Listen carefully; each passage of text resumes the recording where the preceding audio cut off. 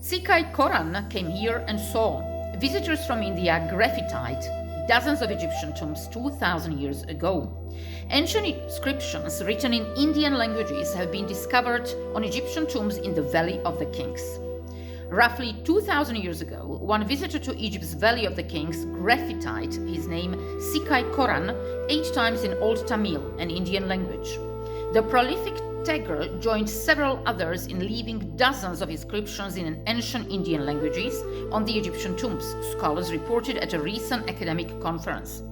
The new discoveries add to growing evidence for the presence of people from South Asia in ancient Egypt.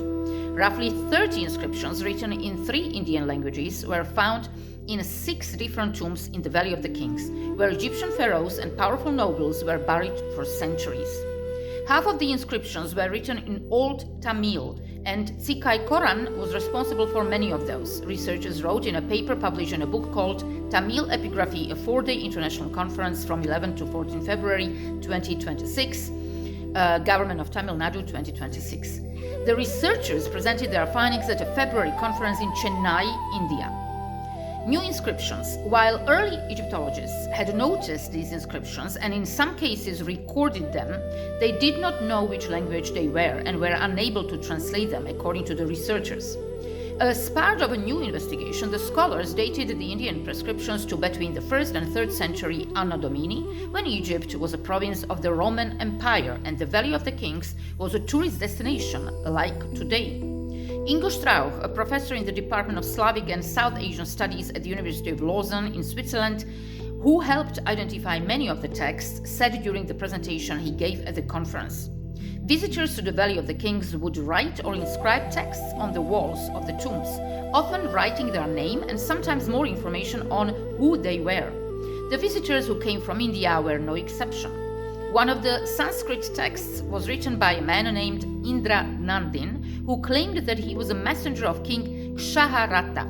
In an email, Strauch noted that Kshaharata dynasty ruled part of India during the 1st century AD, and it's not clear which specific king Kshaharata the messenger served. Since Egypt was ruled by the Roman Empire, Indra Nandin may have traveled through the Valley of the Kings on his way to Rome. It is possible that Indra Nandin arrived by ship at Berenike on the east coast of Egypt, perhaps together with other Indians, and from there continued inland to the Valley of the Kings, Strauch said. Whether he later traveled on to Rome, however, is unknown. One prolific graffiti artist was a man named Sikai Koran, who wrote 8 inscriptions in 5 different tombs. The Tamil inscriptions translate to Sikai Koran came here and saw, the scholars wrote in the conference proceedings. Charlotte Schmidt, a researcher at the French School of the Far East who also identified many of the texts, said in a talk at the conference that Koran tended to write his inscriptions high up. In the tomb of Ramses IX, who reigned circa 1126 to 1108 BC, Koran wrote his inscriptions 16 to 20 feet or 5 to 6 meters above the tomb entrance. Schmidt said that it's unclear how he got up so high. In a tomb that belonged to 2 New Kingdom pharaohs named Tausert and Setnakte, scholars found that Koran also left his signature by the tomb entrance. This is the only graffiti found on his tomb, which suggests that at the time Koran was in Egypt, the interior of the tomb was closed off. Still, he was able to find the entrance and leave his inscriptions on it. It's not clear who Koran was. The language he wrote in suggests that he was from southern India, but little else can be known for sure. Schmidt noted that Koran could have been a chief, mercenary, or a merchant, among other possibilities. Why Koran wrote his name so frequently and tried to write it as high as he did is also unclear. It's weird, to be frank, Schmidt said in the conference presentation.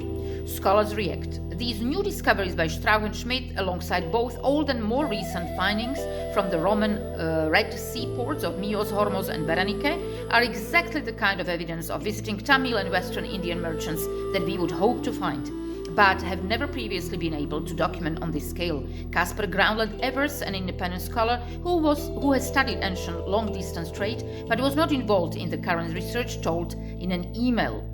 These newly found texts prove not just the mere presence of Indians in Egypt, but also their active interest in the culture of the land. Alexandra von Lieven, an Egyptology professor at the University of Münster who was not involved in the research, told an email.